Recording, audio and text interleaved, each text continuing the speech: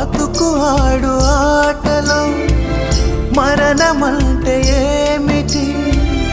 ఆటలోని అలుపు వంటి చిన్న మలుపులే జీవితాన్ని అందక జీవమెళ్ళిపోదులే, ఆరిపోని అణిగిపోని చిరంజీవిలే.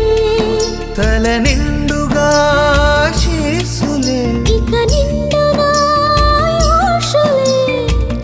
యముని పాశమే బిగుసుకున్నను. మరణమన్నది